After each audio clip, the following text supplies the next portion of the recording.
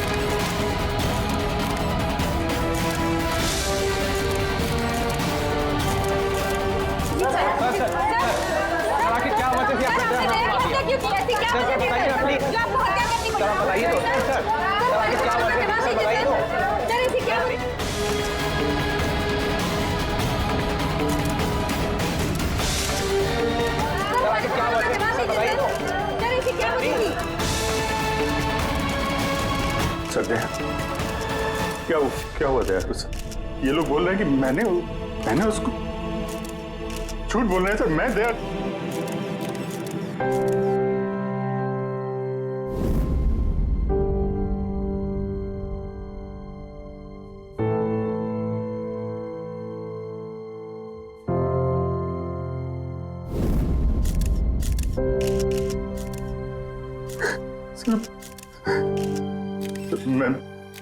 मुझे पता नहीं सर, मैंने कब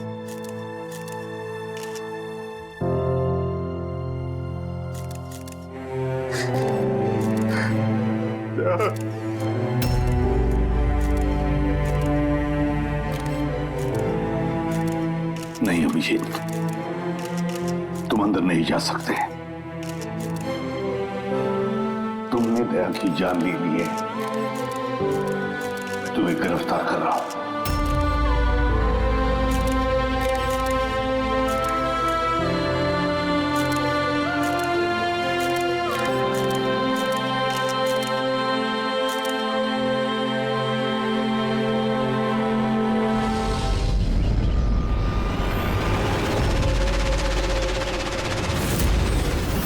सर, जिसका खून हुआ है उसका नाम डीके है, एक प्राइवेट डिटेक्टिव।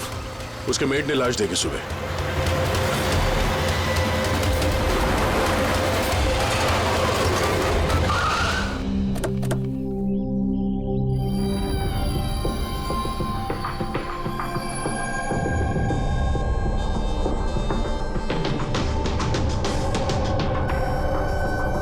लगता है पॉइंट ब्लैंक रेंज से एक से ज्यादा गोलियां मारी है इसे। सर, इस कमरे का सामान अपनी जगह पे है सर, बिखरा हुआ नहीं है। ऐसा लगता नहीं है कि यहाँ पे हाथापाई हुई है।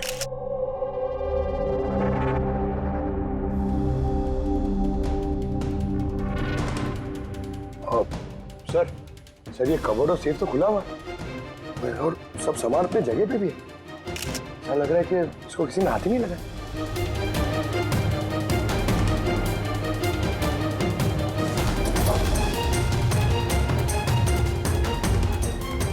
सर, पैसे और जेवर ऐसे के ऐसे ही।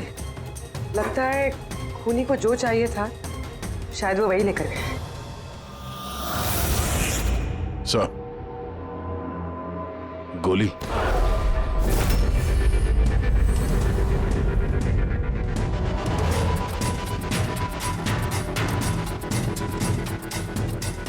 तीन गोलियां चली है दया।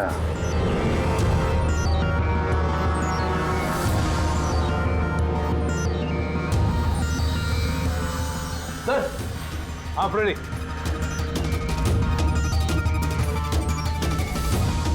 सर, ये खिड़की के कांच निकाले हुए, मतलब खूनी यहीं से अंदर घुसा है। हाँ, काम करो फ्रेडी, फिंगरप्रिंट्स उठा। आ गया। डीके का मोबाइल फोन सर। बनने से पहले डीके ने 3 बार किसी संजय को कॉल किया। संजय? किसी संजय को जान किया? नहीं साहब। रात 1 बजे से 2:30 बजे के बीच में 3 बार। संजय की डिटेल निकालो। सर। हाँ, और हाँ दया, ये अभिजीत कहाँ रह गया? तुमने उसे फोन करके कहा था ना यहाँ आने के लिए क्राइम सीन पर? हाँ सर, बताया था। शायद कहीं ट्रैफिक में फंस गया होगा। ट्रैफिक में? फोन करो उसे, कहो इसी वक्त आ जाए यहाँ पर। सर। हाँ।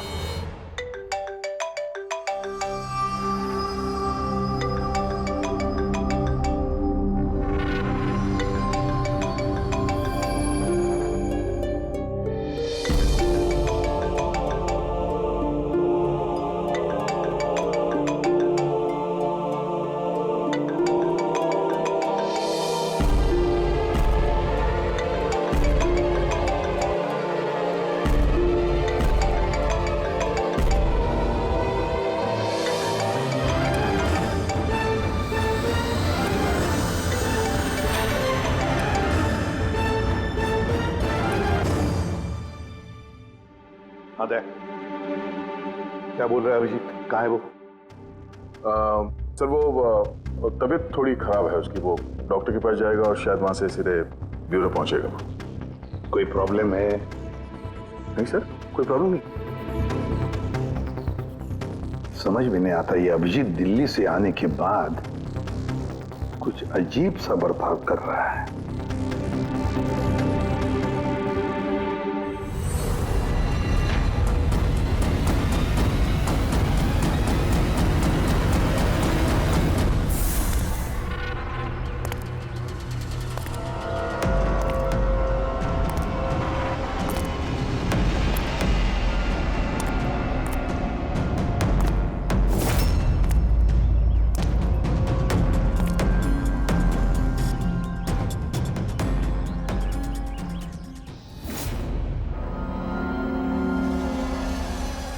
तुमको मेरी मदद की जरूरत है।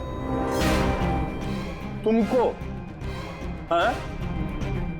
अरे भाई, तुम तो खुद एक सीआईडी ऑफिसर हो। हाँ, लेकिन ये काम मैं खुद नहीं कर सकता।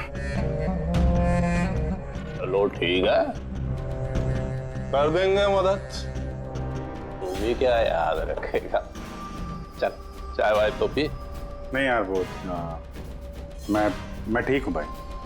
आई मीन देख चेतन, ये काम जो है ना, इसके बारे में किसी को खबर नहीं होनी चाहिए, खासतौर पे मेरी टीम को। कैसी बात कर रहा है यार? इतने दिन की दोस्ती है अपनी, इतना भी भरोसा नहीं है? बता, काम क्या है? किसी का पीछा करना है, नजर रखनी है उस पे, और इस काम के मैं तुझे पैसे भी दूंगा।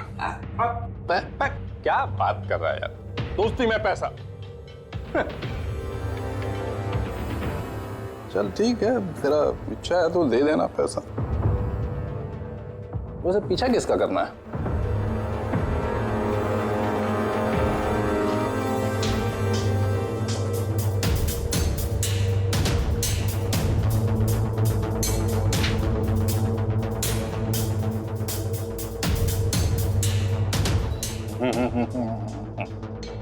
अभिजीत, लगता है तूने गलती से गलत फोटो दे दिया है। कोई गलत फोटो नहीं है, तुझे इसी का पीछा करना है। ये कहाँ जाता है, किससे मिलता है, क्या करता है, सब कुछ रात 10 बजे से सुबह 6 बजे तक। और प्लीज कोई सवाल मत पूछ, जितना कहा उतना कर बस। ओके? ओके।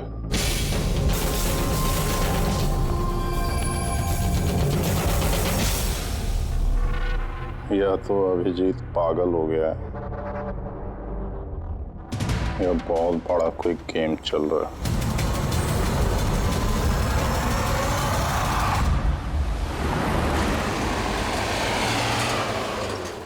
क्या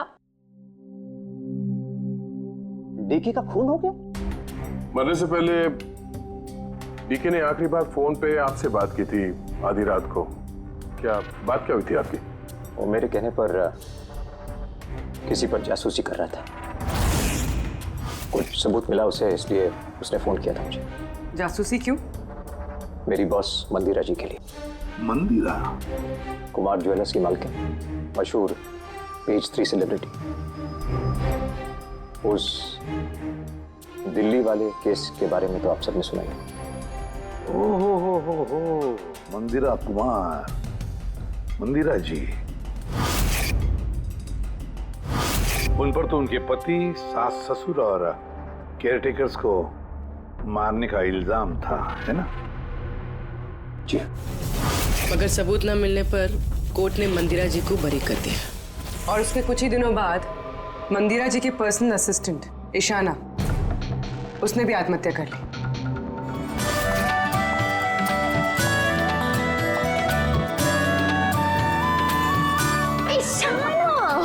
हाय मारिया, तू आज भी लेट हो गई ना? जल्दी जाओ, संजय सर तुम्हारा वेट कर रहे कब से। गॉड, संजय सर इतनी जल्दी क्यों आ गए? आ भी गए और बहुत गुस्से में।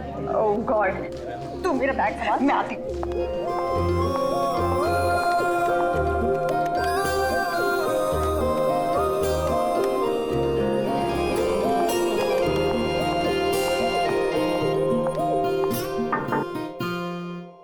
May I come in, sir? Come in.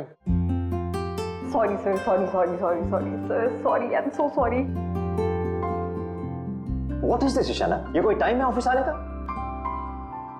Sir traffic बहुत ज्यादा था। और ट्रैफिक?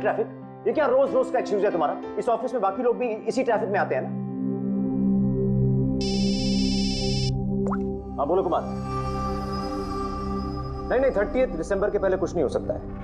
अरे तुम जानते हो यार, 30 दिसंबर को मंदिरा मैम का इवेंट है मुंबई में। उसके पहले जो कुछ भी होगा उसके बाद होगा।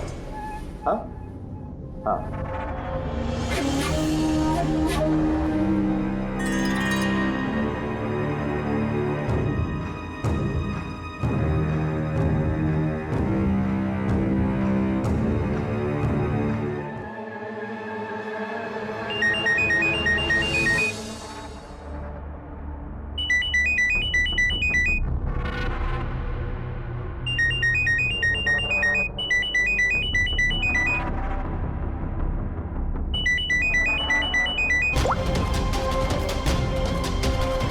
ठीक है, ओके।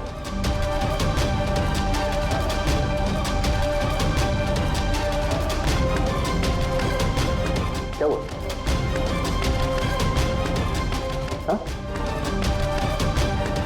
ईशाना, वहां बाहर क्या देख रही हो?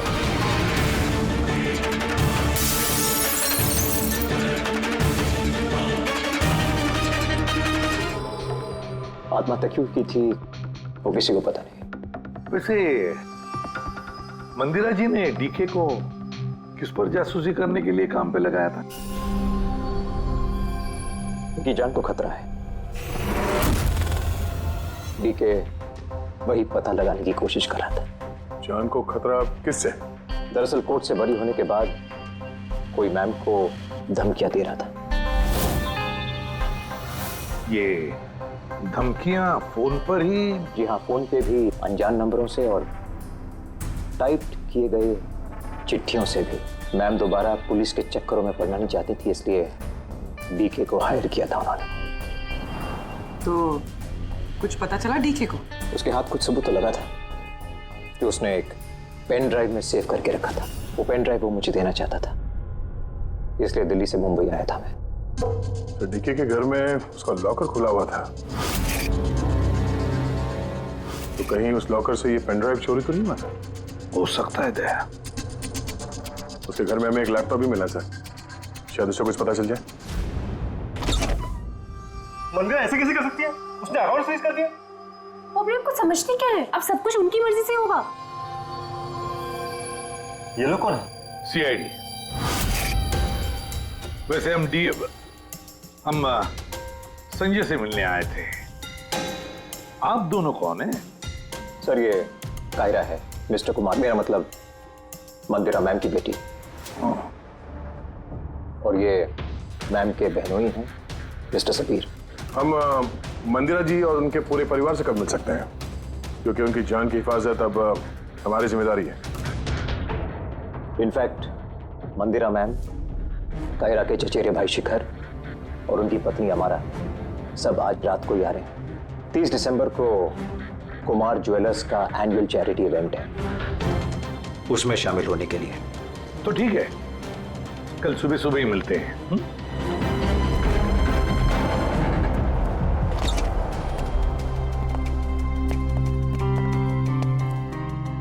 ये सब क्या है? और सीआईडी हमारे पर्सनल मामले में दखल क्यों दे रही है?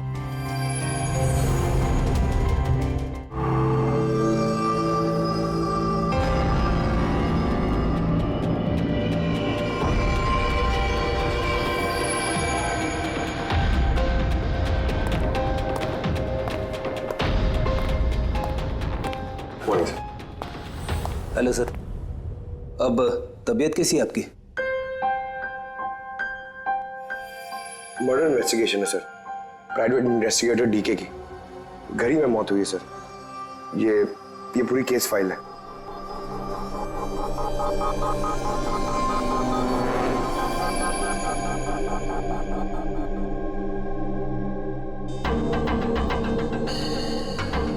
सर, ये तस्वीरें उसके घर की हैं। घर की तस्वीर है, उसी के घर की तस्वीर है, और यहीं पे इसका मर्डर हुआ है ना?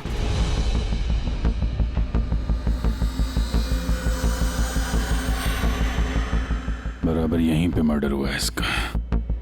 पंकज, ये क्या पूछ रहे हैं हमसे? हमने अभी अभी तो यही बताया। वही तो सर, लग रहा है अभी भी उनकी तबीयत ठीक नहीं है, कुछ गड़बड़ लग रहा है सर।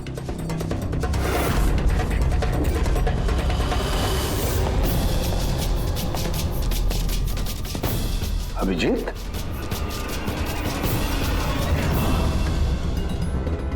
Good morning sir. क्या चल क्या रहा है तुम्हारा? कहाँ गायब हो गए थे?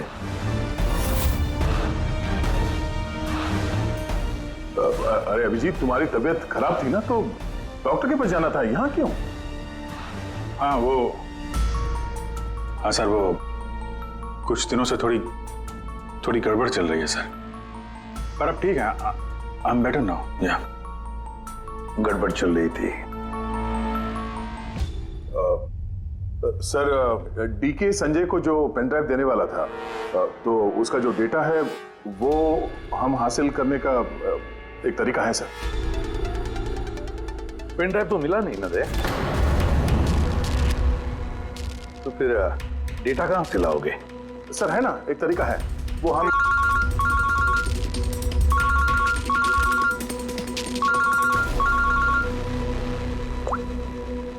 हाँ बोल करूं के? हाँ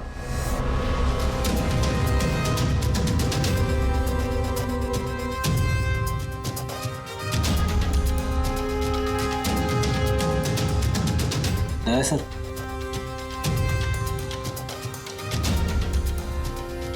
सर, अभिजीत सर की तबीयत अभी भी ठीक नहीं लग रही है। क्यों? सर उन्हें केस के बारे में समझा रहे थे, लेकिन वो हमारी तरफ सुन ही नहीं रहे थे सर, अपने में ही कहीं गुम थे। डैडी सर, मंदिरा केस के बारे में सारी डिटेल्स निकाल ली, न्यूज़पेपर्स पे, टीवी पे जो भी आया है सब।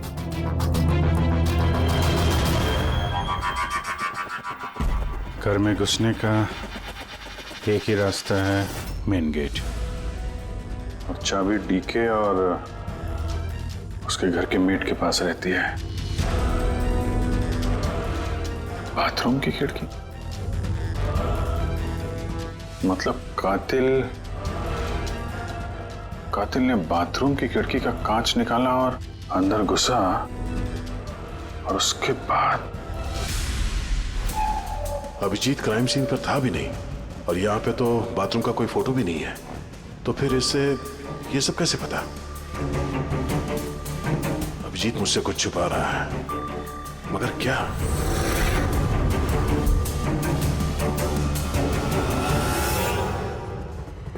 डीके के कंप्यूटर से जो डेटा डिलीट हुआ है वो उसके ऑनलाइन अकाउंट से निकाला जा सकता है, बस एक बार ये पासवर्ड मैच हो जाए।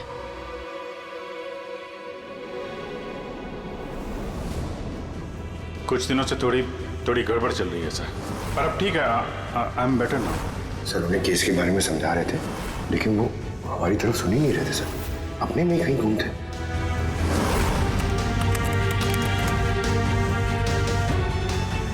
यस सर पासवर्ड मैच हो गया।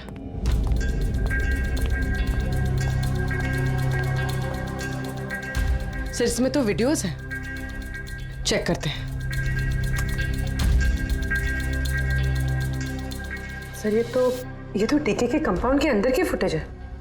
इसका मतलब वहां पे सीसीटीवी कैमरा है नहीं था। हमारे पहुंचने से पहले किसी ने निकाल लिया। पर निकाला किसने होगा?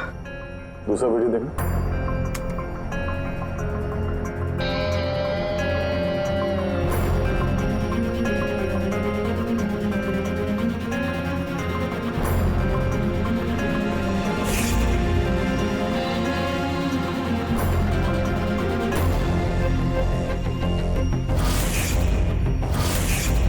कैसे हो सकता है?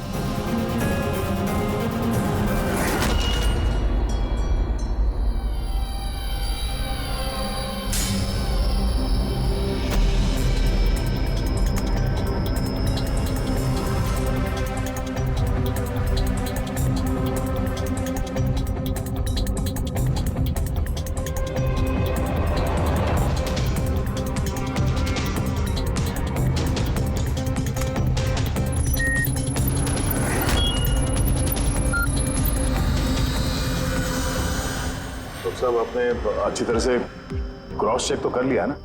मतलब गन तो हमारे पास है नहीं, तो कहीं कोई गलती नहीं था। कोई गलती नहीं। मैंने एक बार नहीं 10 बार क्रॉस चेक किया है। मानता हूं कि गन हमारे पास नहीं है, लेकिन गन के रिकॉर्ड्स तो हमारे पास हैं। वो गोलियां जिससे डीके की मौत हुई है, वो गोलियां उसकी ही गन से चली है। गोलियों का पैटर्न, गोलियों पर लगे हुए निशान, सब ये बात साबित करते हैं कि वो अभिजीत की गन है। सर गोली अभिजीत की गन से चली है, लेकिन ये जरूरी तो नहीं कि उसी ने गोली चलाई है। एग्जैक्टली सर, इसलिए मैंने ये बात एसीपी साहब को भी नहीं बताई, सिर्फ आप दोनों को बताई, ताकि मैं इस मामले के तह तक जा सकूं। क्या तुमने ये बात एसीपी को नहीं बताई? क्या बताऊं सर, क्या बताऊं एसीपी साहब को? जब मेरा दिल नहीं मान रहा तो मैं उनको क्या बताऊं? अगर ये बात तुम्हारा दिल नहीं मान रहा था तो तुमने फोन करके क्यों मुझसे पूछा कि जिस गन की गोलियों से डीके की मौत हुई है वो गन अभिजीत की है या नहीं? वो क्या था जिसकी वजह से तुम्हें अभिजीत पर शक हुआ? क्या था वो? इसलिए सर क्योंकि जब हमने जरा पीछे ले जाना,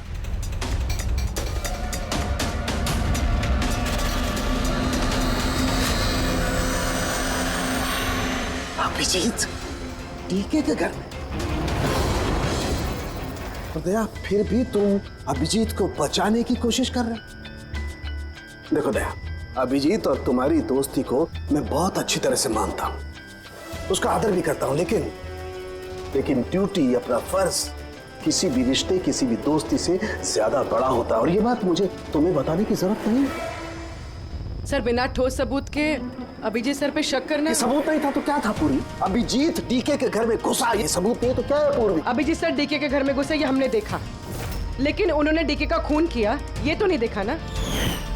सर ये भी तो हो सकता है कि उनकी गन से डीके को किसी और ने मारा हो सकता है, ये हो सकता है कि अभिजीत की गन से डीके को किसी और ने मारा हो, लेकिन ऐसी हालत में अभिजीत की गन अभिजीत के पास नहीं होनी चाहिए। क्या तुम लोगों को अभिजीत ने बताया? उसने बताया कि उसकी गन गुम हो चुकी है, कोई गुमशुदगी की रिपोर्ट लिखाई उसने? वो सवेरे से तुम लोगों के साथ है, क्या उसने बताया कि वो ऐसे अजीब से कपड़े पहन करके डीके के घर में क्यों घुसा, और वो भी बाथरूम का शीशा तोड़?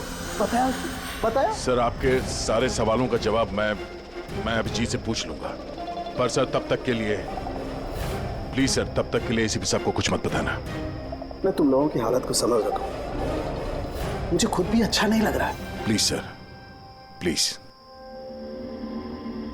ठीक है, कल सुबह तक दया, मैं कल सुबह तक का टाइम तुमको देता हूं। या तो सच का पता लगा लो, या फिर ये सारी की सारी बात खुद एसीपी को बता दो। अगर तुमने एसीपी को ये बात नहीं बताई तो फिर मैं खुद प्रद्युमन को ये सारी की सारी बातें बताऊंगा।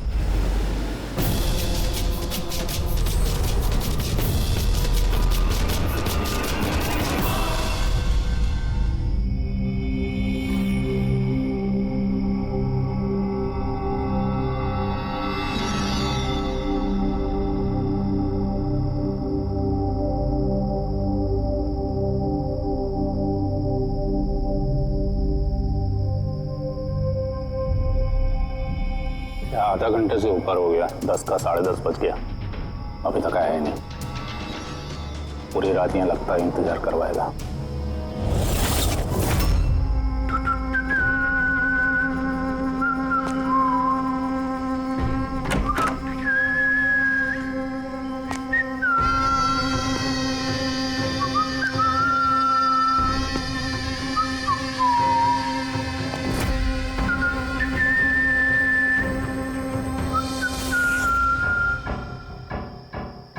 तुझे इसी का पीछा करना है। ये कहाँ जाता है, किससे मिलता है, क्या करता है, सब कुछ रात 10 बजे से सुबह 6 बजे तक। ये अभिजीत है? इसको क्या हुआ? ये हुलिया क्या बना रखा है इसने?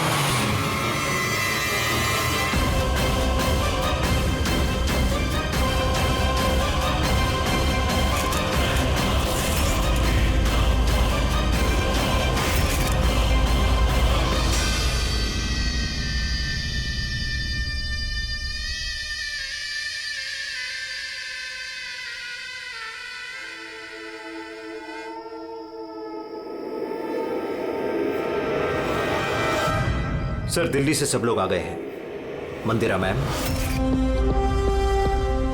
अमारा मंदिरा के देवर की बहू, कायरा मंदिरा की सौतेली बेटी, सबीर मंदिरा का बहनोई, शिखर मंदिरा के देवर का बेटा। आइए मैम, ये है सीआईडी की टीम, एसीपी साहब।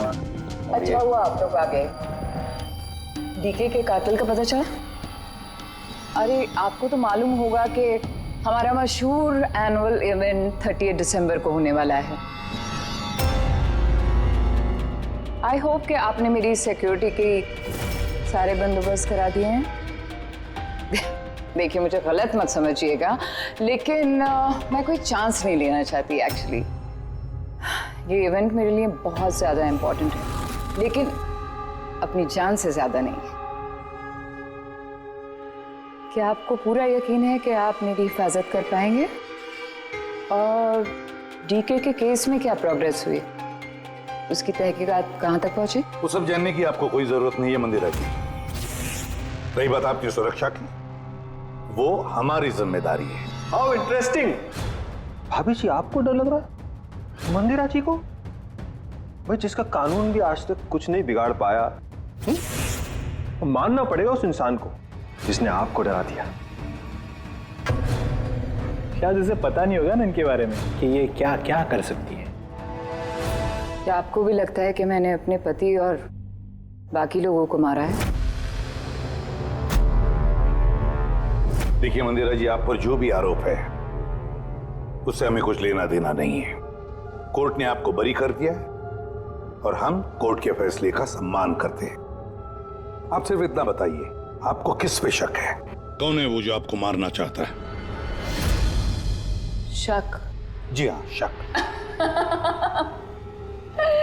नहीं, मुझे शक किसी पर भी नहीं है, बल्कि मुझे पूरा यकीन है कि मेरे मरने के बाद ये सब बहुत खुश होंगे और मुझे मारने की साजिश में भी इनमें से किसी एक का हाथ है। And I am very sure कि ईशाना की आत्महत्या में इनमें से किसी एक का हाथ है। अब आप ही बताइए, इतने प्यारे अच्छे रिश्तेदारों के होते हुए मुझे दुश्मन की क्या जरूरत है? मॉम प्लीज, आप फिर से अपना ये इमोशनल ड्रामा शुरू मत कीजिए। यहाँ पे ऐसा कोई क्रिमिनल नहीं है जो आपको मारना चाहेगा। राइट। खुद को बेगुनाह और बाकी सबको विलन समझना, ये तो भाभी की पुरानी आदत है। आई स्वेयर मैंडी, मुझे तो इस कहानी पे यकीन ही नहीं है। कौन मारना चाहता है तुमको और किसने धमकियां दी हैं? कहाँ है वो धमकी भरे खत? हाँ मंदिरा जी, कहाँ है वो खत? वो मुझे याद नहीं, मैंने फेंक दिए। सी, आई न्यू कि आप यही बोलोगे। सो कन्वीनियंट। बस हो गया। आप लोग एक दूसरे पर कीचड़ उछलना बंद कर दीजिए और एक बात अच्छी तरह से याद रखिए, हमें सब पर शक है और जब मैं सब पर कहता हूं उसका मतलब है आप सब पर शक है, आप सब पर। और एक बात, हमारी परमिशन के बगैर आप ये शहर छोड़ नहीं सकते। कोई भी शहर छोड़कर नहीं जाएगा। अगर जरूरत पड़े तो हम आपको दोबारा बुला लेंगे। Thank you very much. Thank you.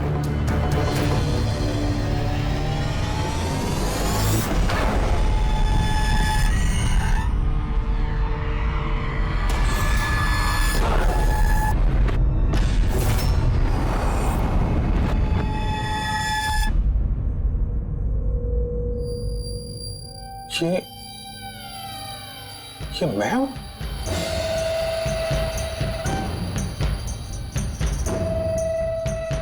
ये कपड़े पहन के घूम रहा था। ऐसे कपड़े तो रोज सुबह मेरे वॉशिंग मशीन में धुल रहे होते हैं।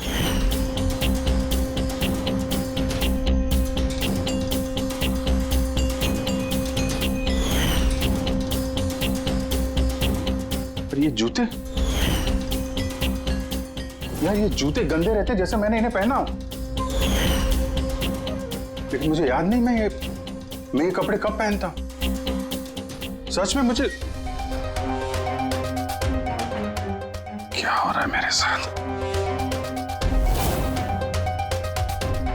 ये कार में कौन है?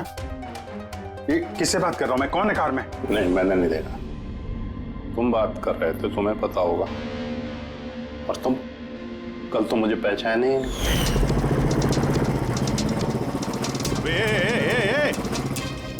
चांद के छल्ले, तुझे सुसाइड करना है तो किसी बड़ी गाड़ी के नीचे जाना। खाली फोकट मेरे सामने क्यों आ रहा है? तो तू कैसे बात कर रहा है? और ये क्या बन के घूम रहा है तू? ये अपुन का स्टाइल है, टोनी का स्टाइल। तू कौन? मैं कौन? मुझे नहीं पहचानता है? और ये टोनी कौन है? अरे टोनी अपुन है और कौन? यार अभिजीत, देख यार, किसी केस के सिलसिले में तू ऐसा कर रहा होगा तो मुझे बता दे यार। डरा मत भाई। अदड़ा अदड़ा। कौन अभिजीत? कौन सा केस? ये तू क्या बोल रहा है ना, मेरे भेजे में कुछ घुस नहीं रहा, समझा? टोनी नाम है मेरा, टोनी। टोनी से पंगा नहीं लेने का, समझा?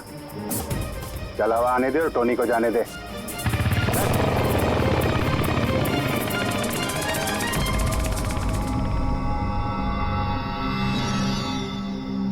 ये अभिजीत अपने आप को टोनी क्यों बोल रहा है? टोनी? कौन कौन टोनी? सच में तेरे को कुछ भी याद नहीं है? नहीं, मुझे कुछ याद नहीं, सच कह रहा हूं मैं। मतलब तू कार में उन लोगों से बात कर रहा था, उसके बाद तू गेस्ट हाउस के अंदर गया। Guest house? हाँ, फिर थोड़ी देर बाद तू बाहर आया। मैं गेस्ट हाउस के अंदर गया? मैंने अंदर क्या किया है? तूने देखा कुछ किया मैंने? मैं कैसे देख सकता हूं, मैं तो बाहर था ना। क्या हो रहा है? मुझे वहां जाना होगा। कहाँ है? कौन सा गेस्ट हाउस है ये? हैं?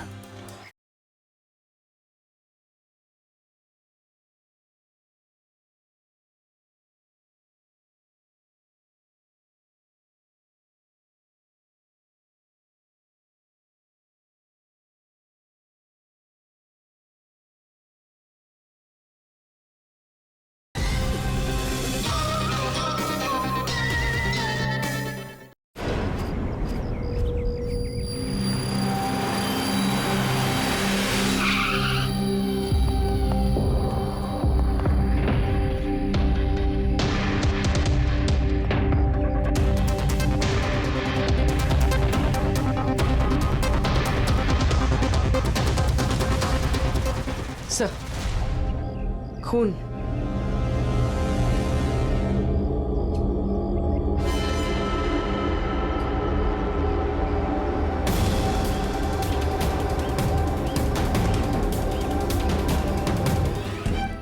तुम यहाँ पे? तुम्हारा फोन ट्रैक करके, और यही सवाल मैं तुमसे पूछ रहा हूं अभिजीत, तुम यहाँ कैसे?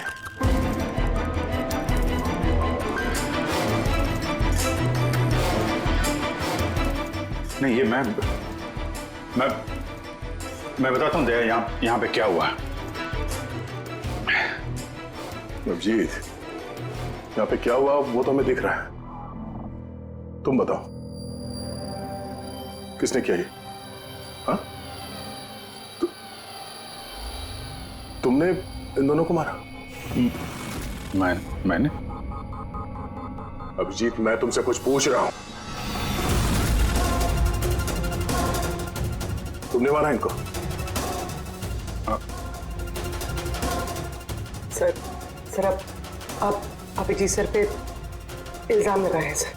मुझे इल्जाम लगाने की जरूरत नहीं है पूर्वी, तुम देखने रही हो यहां 2 लाशें पड़ी हैं, खून से लथपथ, और सीआईडी ऑफिसर अभिजीत लाशों के बीच से ये बैज उठा रहा है, या यूं कह लो कि सुराग चुरा रहा है।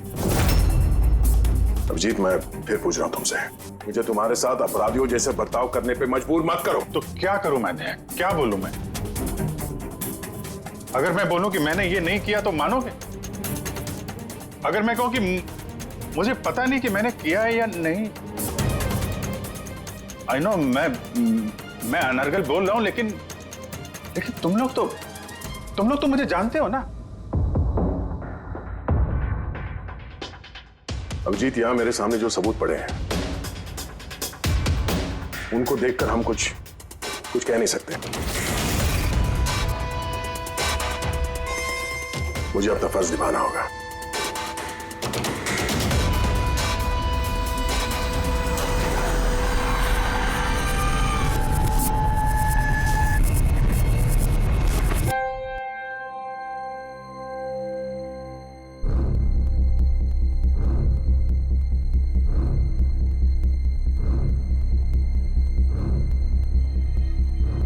अभिजीत, इतनी देर से मैं तुम्हें पूछे जा रहा हूं, मगर तुम्हारे पास कोई जवाब तक नहीं है। हाँ? तुम जानते हो तुम पर कैसा इल्जाम है? कुछ समझ रहे हो तुम? सर, वो नहीं, बस तुमसे ये उम्मीद नहीं थी दया। इतना सब हो गया और तुमने मुझे बताया तक नहीं। क्यों नहीं बताया मुझे दया? ये तो सड़न के तूने मुझे बताया, वरना पता नहीं। दया, मैंने वही किया जो सही था। बताओ अभिजीत, क्या तुमने ये खून किया है? अभिजीत, क्या ये खून तुमने किया है? मुझे नहीं पता सर। पता नहीं कैसे? डैमिट, पता नहीं कैसे? हाँ? डीके के घर में चोरी छुपे तुम घुस रहे थे, उसका सीसीटीवी फुटेज मैंने देखा। उन लाशों के बीचों बीच खड़े थे तो दैन तुम्हें खुद या पकड़ के लाया। डीके और उन बॉडीगार्ड पे जो गोलियां चली वो तुम्हारी इस गन से चली है, इसी गन से चली है। और तुम कह रहे हो कि तुम्हें कुछ पता नहीं। मेरी आंखों में आंखें डालकर बताओ मुझे, कहो कि तुमने ये खून नहीं किया, कहो कि तुमने कुछ पता नहीं है। तुम्हें नहीं पता है सर, मुझे कुछ नहीं पता सर, सॉरी। क्या बताऊं मैं आपको, क्या बोलूं सर, जब मैं खुद नहीं जानता सर कि मैं डीके के घर में क्यों पहुंचा, कैसे ये सारे खून मेरे इस गन से हो रहे हैं, मुझे नहीं पता सर। सर, मैं तो डीके को जानता भी नहीं, मैं उन बॉडीगार्ड्स को नहीं जानता, मैं मंदिरा को नहीं जानता, मैं तो अपने आप को भी नहीं जानता सर। मैं क्या करता हूं, कहां जाता हूं, किससे मिलता हूं, मुझे नहीं पता। पिछले कुछ दिनों से मेरे साथ कुछ तो हो रहा है, लेकिन मुझे ठीक से पता नहीं चल रहा है। दिन भर सब कुछ ठीक रहता है, रात को घर जाता हूं, खाना खा के सो जाता हूं, और जैसे ही सुबह उठता हूं तो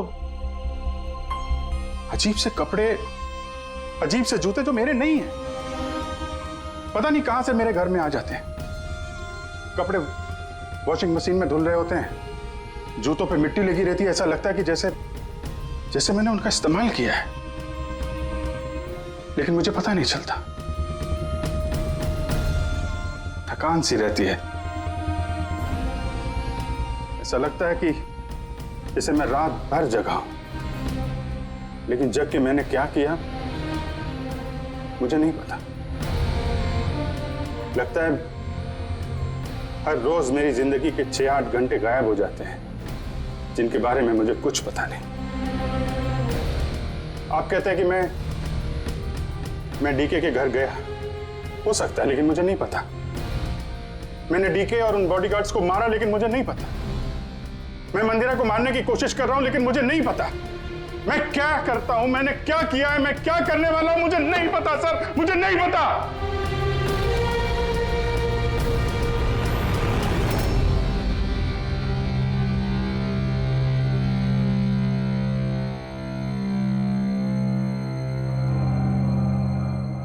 देखो अभिजीत,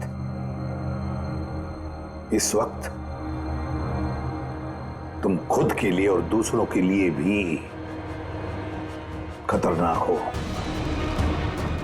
मैं तुम्हें खुला नहीं छोड़ सकता। मैं तुम्हें नजर कैद में रख रहा हूं और दया तुम पर नजर रखेगा।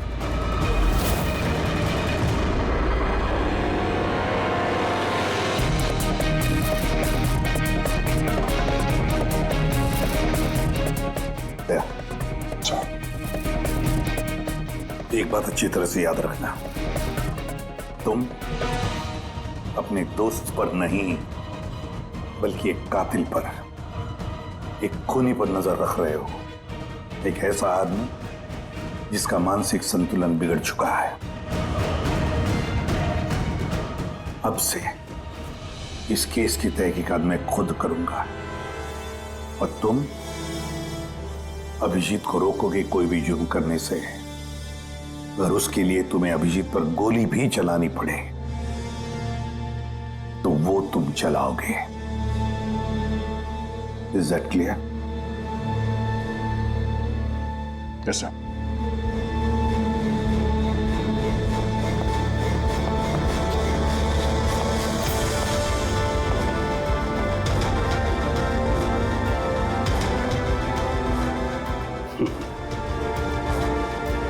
हथकड़ी लगा दो यार। सुना ना, मानसिक संतुलन ठीक नहीं है मेरा। कब क्या कर बैठूं कुछ पता नहीं। रोक लो मुझे, इससे पहले मेरे हाथों कोई और गुनाह हो जाए। रोक लो मुझे यार। आपका ऑफिसर, आपका अपना सीआईडी ऑफिसर मेरी जान के पीछे पड़ा है। उसने उन लोगों को भी मार डाला जो मेरी हिफाजत कर रहे थे, और आप बड़ी शान से कह रहे हैं कि डरने की कोई बात नहीं है।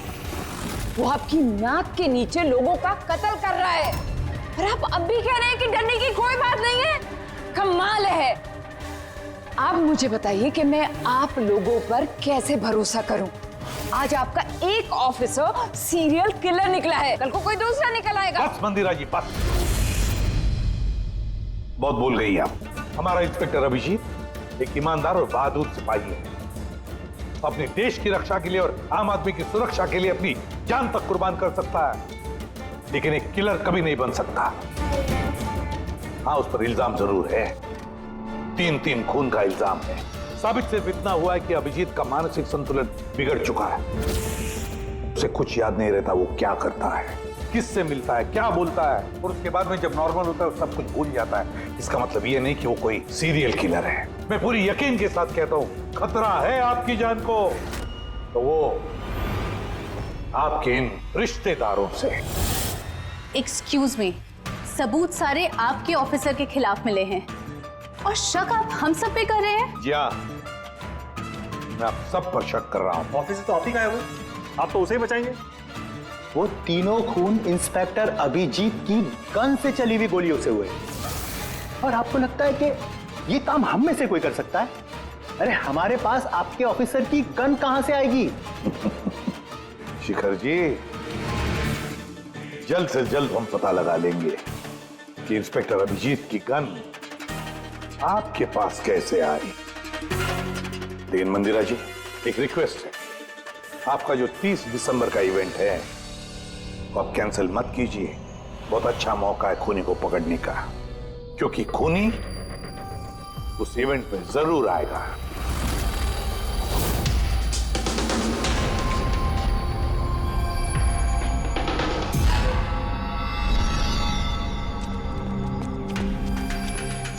सर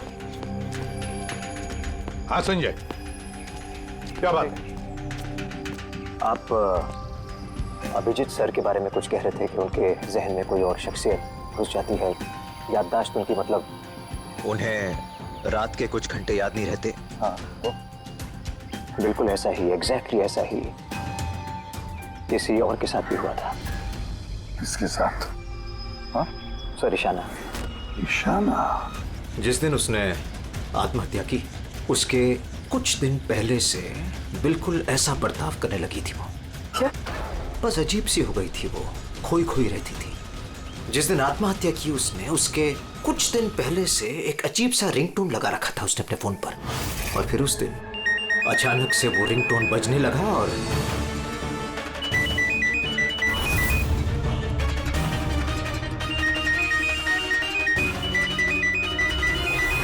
सर ऐसा लग रहा था कि वो ईशाना नहीं कोई और है। सर अभिजीत सर भी तो दिल्ली से आने के बाद इस तरह से बिहेव कर रहे हैं। हाँ, ईशाना, अभिजीत, दिल्ली, ये तीनों का कोई ना कोई कनेक्शन जरूर है। कुछ ना कुछ तो गड़बड़ जरूर है, कुछ ना कुछ तो है।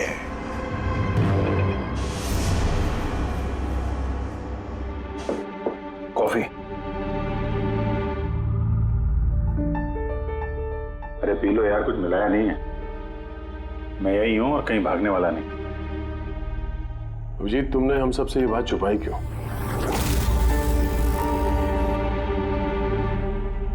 छुपानी पड़ी यार, क्या करता। मुझे कुछ समझ में नहीं आ रहा था कि मैं क्या करूं, मेरे साथ क्या हो रहा है। मैं खुद ही कंफ्यूज हूं, तो मैं उसमें तुम्हें क्यों फंसाऊं यार?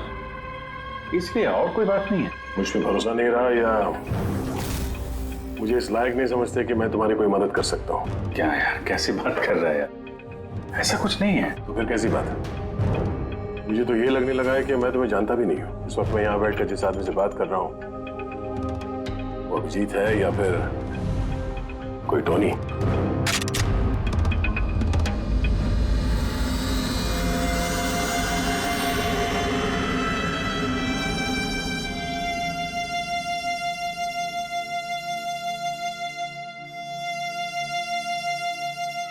मैं तुम्हें कोई नुकसान नहीं पहुंचाने वाला।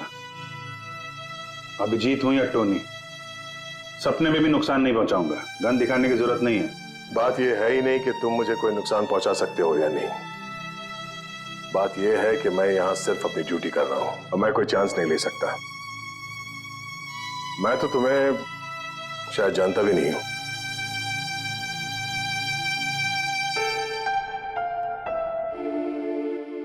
ठीक है, जब तुम समझने को तैयार ही नहीं है तो क्या।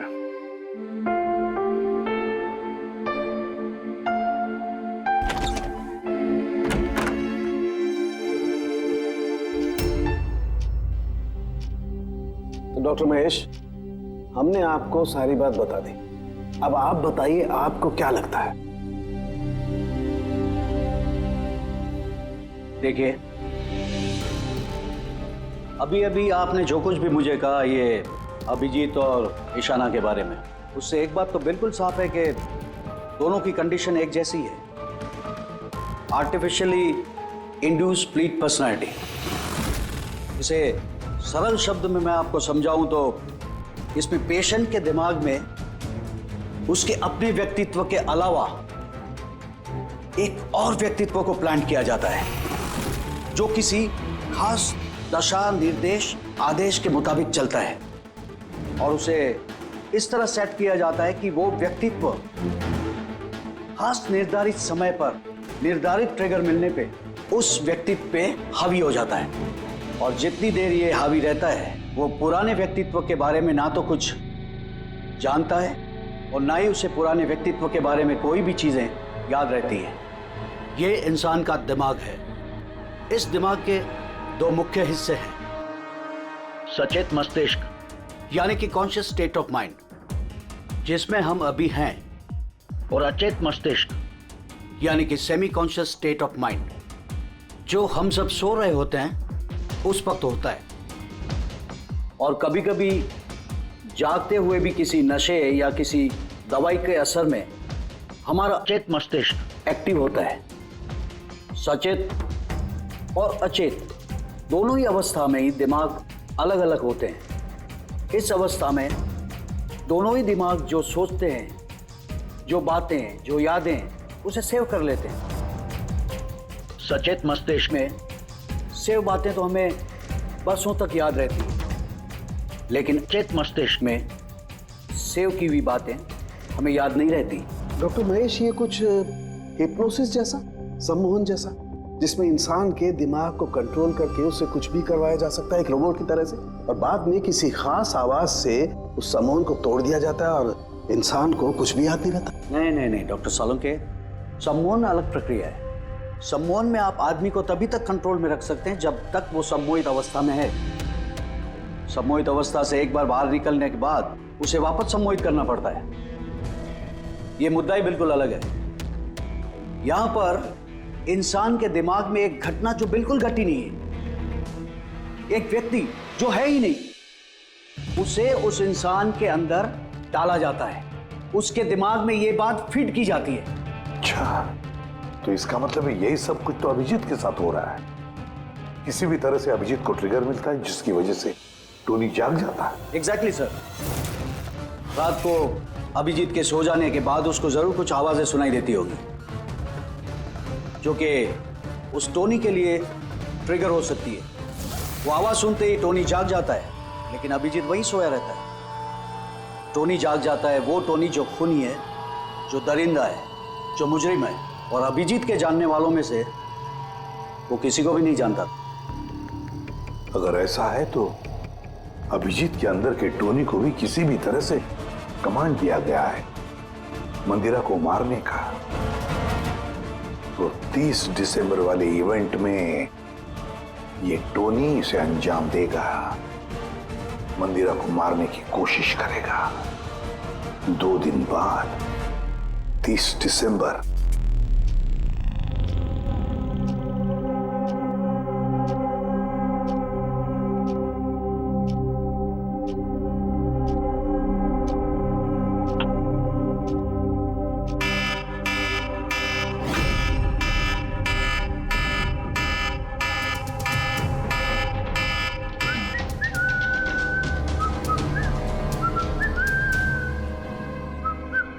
अभिजीत, अभिजीत, कहाँ हो?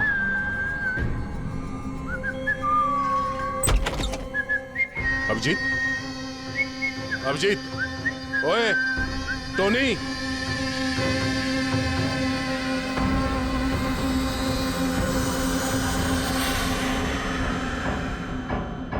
कौन है तू? तू अपन के घर में क्या कर रहे? अभिजीत, टोनी, तुम यहां से बाहर नहीं जा सकते। तुम यहां नजरबंद हो। इस घर के अंदर रहना होगा, समझे? टोनी को अपना काम करने का है। मेरे रास्ते में खाली पीली आएगा, भेजा उड़ जाएगा। चल अब आने दे। घर से बाहर नहीं, घर में। हाथ हटा, हाथ हटा। बोलो ना, टोनी को अपना काम करने का है। मेरा भेजा मत हिला। मेरे और काम के रास्ते के बीच में कोई नहीं आ सकता। चल। टोनी, तुम कहीं नहीं जाओगे, यहीं घर पे रहोगे तुम, समझा? क्या बोला? टोनी पे हाथ उठाया तूने? अभिजीत,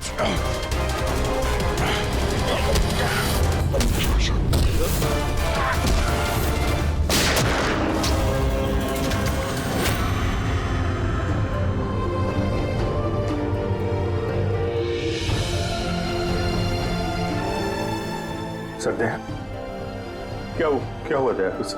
ये लोग बोल रहे हैं कि मैंने नहीं अभिजीत, तुम अंदर नहीं जा सकते। तुमने दया की जान ले ली है, मैं तुम्हें गिरफ्तार कर रहा हूं।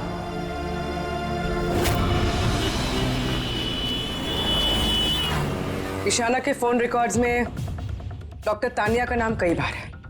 आप में से कोई जानता है डॉक्टर तानिया को? आत्महत्या करने से पहले वो डॉक्टर तानिया से मिली थी क्या? ये डॉक्टर तानिया कहीं डेंटिस्ट तो नहीं? ईशाना मरने से पहले कई बार एक डेंटिस्ट से मिली थी। मुझे नाम तो नहीं मालूम, पर हो सकता है ये वही हो। जितना मुझे लगता है ये कोई डेंटिस्ट तो नहीं है। कुछ दिनों पहले सीआईडी ऑफिसर अभिजीत यहाँ रुके थे। Yes ma'am. उस पूरे हफ्ते में यहाँ जो कोई भी रुका था उन सब की लिस्ट चाहिए, और उनके स्टे के दौरान इस लॉबी की सीसीटीवी फुटेज भी देखनी है।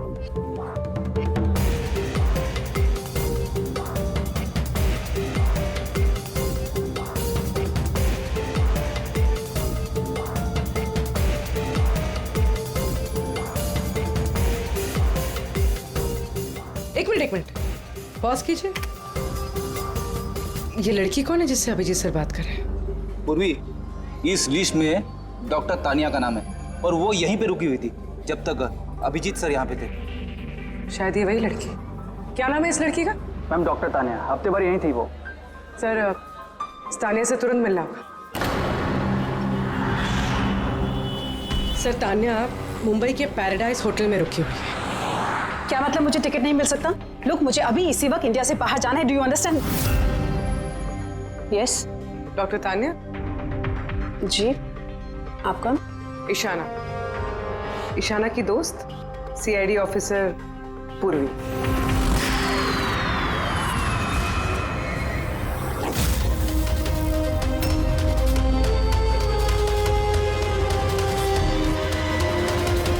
भागना बड़ा मुश्किल है। कहाँ भाग रही है तानिया जी? क्या चाहते क्या है आप लोग? अभिजीत के साथ क्या किया तुमने?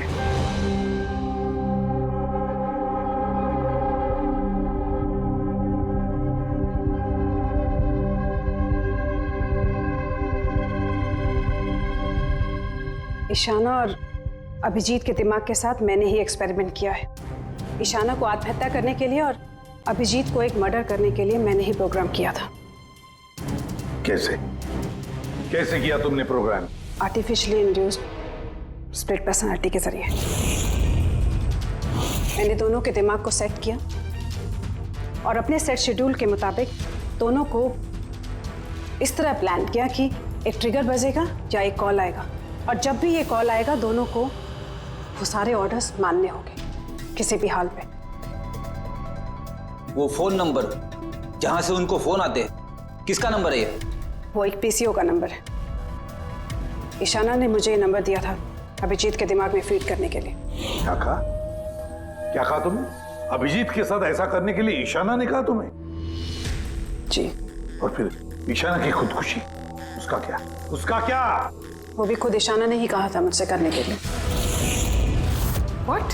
जी, कहा तो ईशाना ने ही था, बट आई एम श्योर कि इसके पीछे जरूर किसी और का हाथ है जिसके बारे में मैं नहीं जानती। क्यों करेगी ऐसा वो? ये भी उसकी कोई मजबूरी। हमें किसी भी हालत में अभिजीत को इसमें से निकालना होगा। ले चलो इसे। चलो। वो बाहर नहीं आ सकता। क्यों? मैंने अभिजीत के दिमाग को प्रोग्राम किया है, सम्मोहित नहीं कि जाकर उसका सम्मोहन तोड़ दूं। मैंने अभिजीत के दिमाग में खूनी को प्लांट किया है, टोनी को। यही है वो आर्टिफिशियली इंड्यूस्ड पर्सनालिटी जो अब कभी बाहर नहीं निकलेगा, और मैं चाहूं भी तो भी मैं अभिजीत को इससे बाहर नहीं निकाल सकती, क्योंकि अगर मैंने ऐसा किया तो या तो अभिजीत पागल हो जाएगा या उसकी जान भी जा सकती है। मतलब ये कि जब भी ट्रिगर होगा टोनी मंदिरा को मार के रहेगा। और वो तब तक नहीं रुकेगा जब तक वो वाकई मंदिरा को मार नहीं देता। और इसके बीच में जो भी आएगा वो भी मरेगा। मंदिरा को मारने का ट्रिगर क्या है? क्या ट्रिगर है अभिजीत के लिए?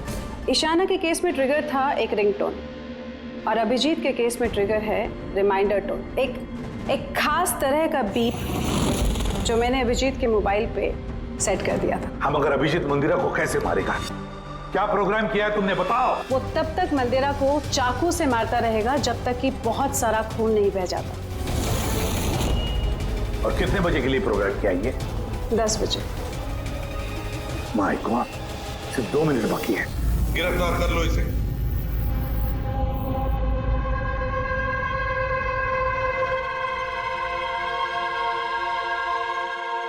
कभी जिंदगी में नहीं सोचा था सर कि आपके ऊपर मुजरिमों की तरह नजर रखनी पड़ेगी।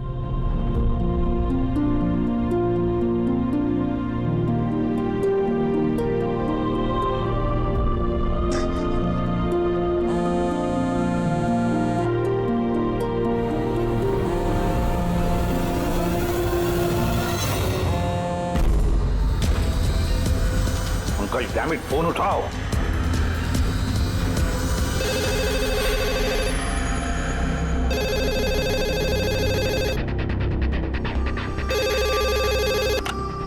हेलो पंकज, कहाँ थे तुम? मोबाइल क्यों नहीं उठा रहे थे? सॉरी सर, मेरा फोन साइलेंट पे था।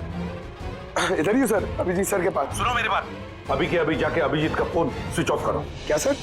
फोन स्विच ऑफ करो? फोन स्विच ऑफ करो, जैसे मैंने कहा वैसे करो, अभी इसी वक्त। अभिजीत सर का फोन सर। पंकज, तुम सवाल क्यों कर रहे हो? अभी के अभी जाके फोन बंद करो। देखो बिल्कुल वक्त नहीं है हमारे पास, नहीं तो अभिजीत का टोनी बन सकता है। अभी जाओ जल्दी।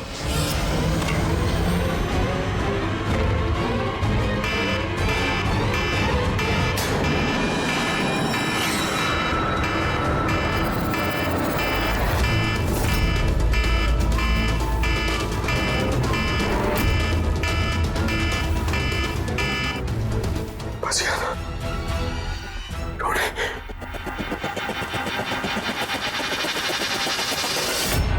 अभिजीत सर? अभिजीत सर कहाँ गए? अभिजीत सर? अभिजीत सर?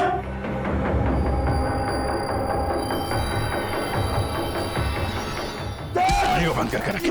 हाँ? टोनी को पकड़ेगा तू? टोनी को? जो भी टोनी और मंदिरा के बीच में आएगा वो मरेगा।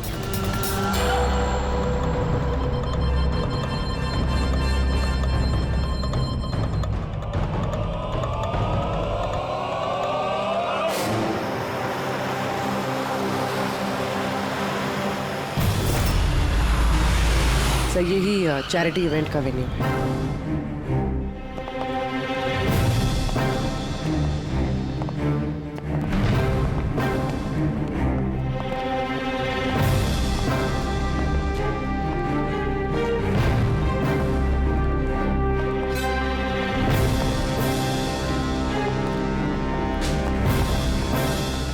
आप लोग रुक जाइए प्लीज।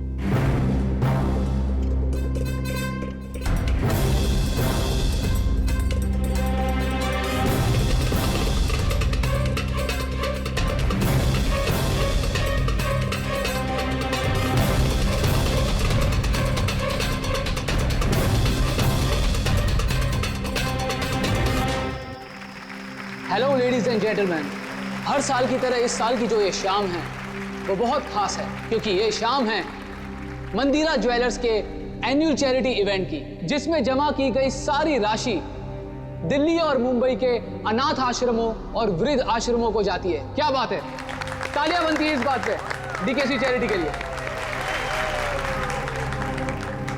हर साल की तरह इस साल भी जो हमारी मुख्य अतिथि है वो और कोई नहीं है बल्कि मिसेस मंदिरा खन्ना है। तो आइए दोस्तों, आप सभी की जोरदार तालियों के बीच हम स्वागत करते हैं मिसेस मंदिरा खन्ना का। Mrs Mandira Khanna.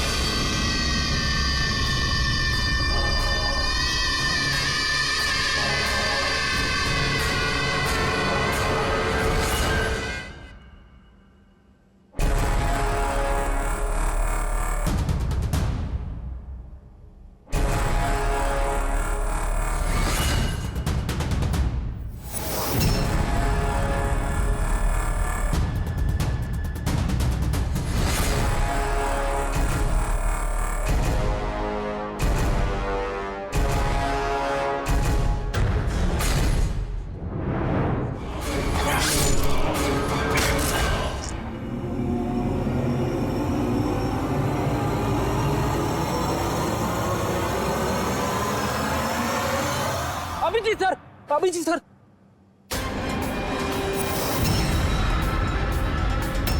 Sir sir sir sir अब जी ठीक है सर, जल्दी से हॉस्पिटल ले चलो, जल्दी आओ।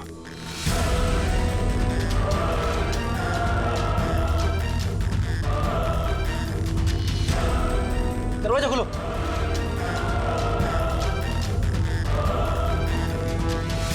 मंदिरा जी, टोनी ने अपना मिशन पूरा किया, मंदिरा जी को मारने का। वैसे हम पर भरोसा करने के लिए बहुत बहुत शुक्रिया मैम। ये आप लोग मुझे यहाँ क्यों लाए हैं? मुझे तो स्टेज पे होना चाहिए ना। मैडम, हमारा एक प्लान है। प्लान? पूर्वी,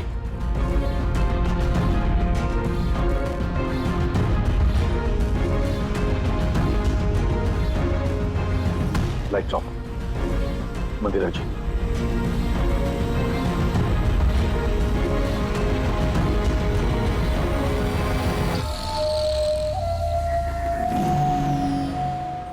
और आपकी हिम्मत की भी दाद देनी पड़ेगी।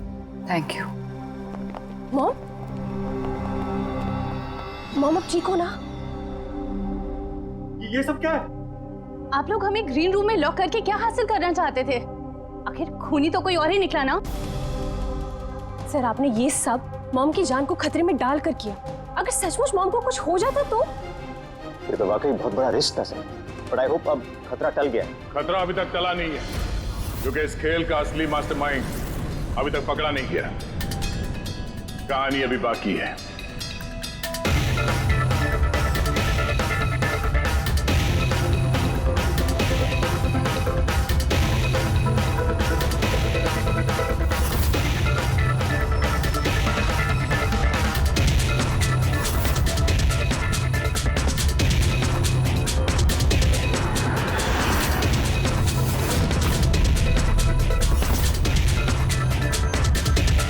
क्या हुआ? मुझे देख के अच्छा नहीं लगा? कभी कभी कातिल तक पहुंचने के लिए हमें मरना भी पड़ता है। इसका मतलब इनके खून की खबर नाटक थी? मेरी मौत से कातिल बड़ा खुश था कि वो कामयाब हो गया, और उसी समय का हमने फायदा उठाया। हम मंदिरा जी को बचाने में लगे हुए थे, और दया मास्टरमाइंड के पीछे लगा था। लेकिन असली मास्टरमाइंड है कौन?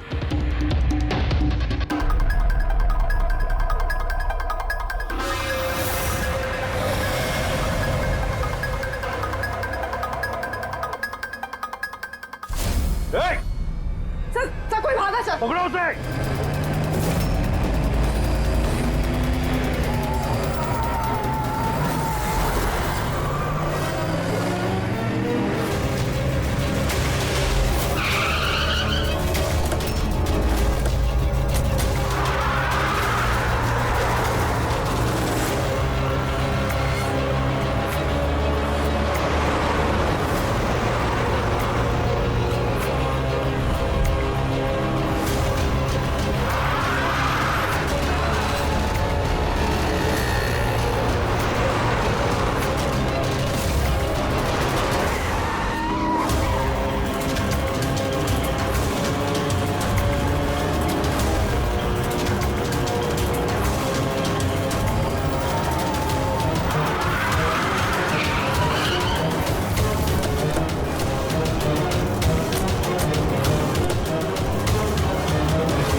जुर्म करने वालों को रास्ता हमेशा कम पड़ता है।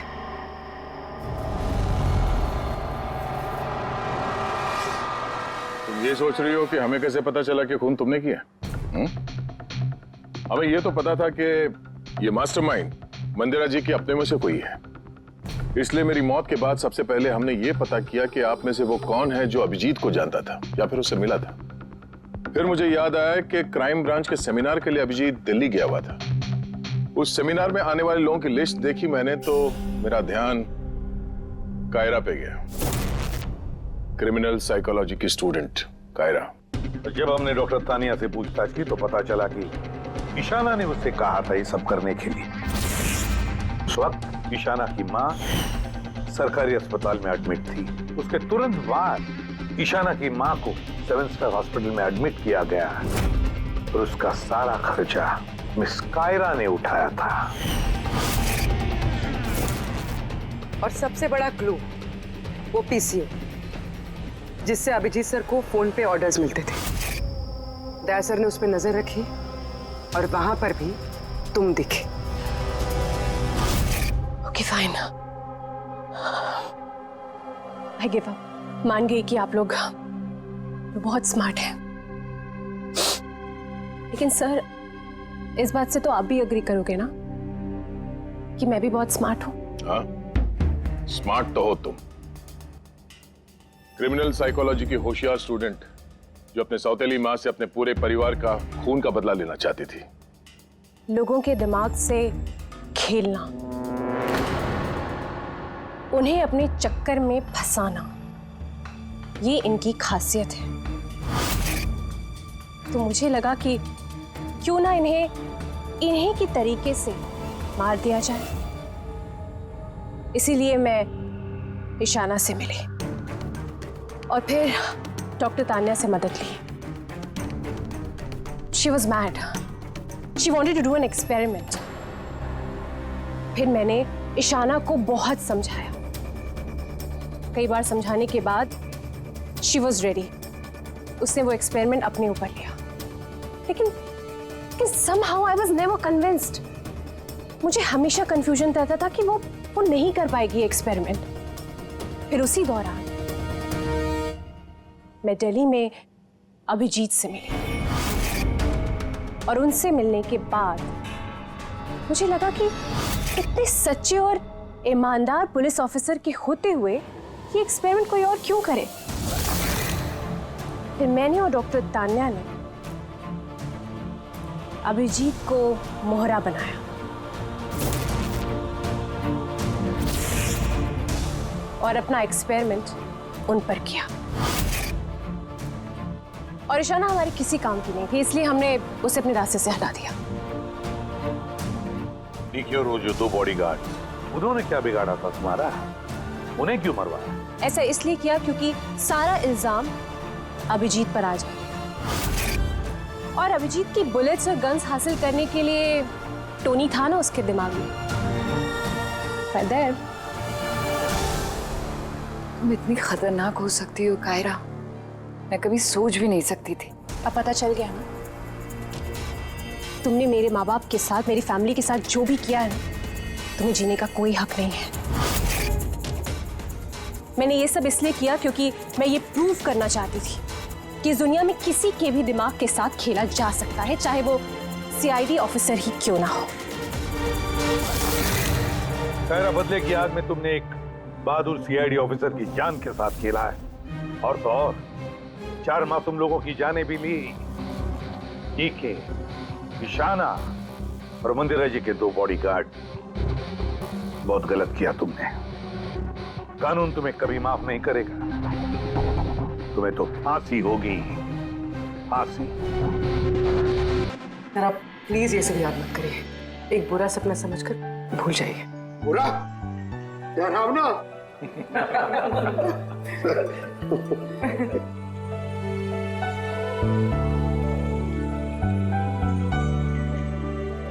बस मैं बोलता हूँ कि चलो, केस तो सॉल्व हो गया। हाँ, केस तो सॉल्व हो गया, लेकिन क्या? बस अभिजीत के दिमाग में जो टोनी को प्लांट किया गया था वो मकसद पूरा हो गया। अब उसे कोई ट्रिगर्स नहीं आएंगे, कोई कारा की आवाज सुनाई नहीं देगी, जिसकी वजह से अभिजीत टोनी बन जाता था। हाँ, लेकिन बॉस, लेकिन क्या? बॉस, बात यह है कि टोनी अभिजीत के दिमाग में से कभी नहीं जाएगा। क्या? टोनी अभिजीत की पर्सनैलिटी का हिस्सा बन गया है बॉस। कोई नहीं जानता वो कब, कैसे, कहां सामने आ जाएगा।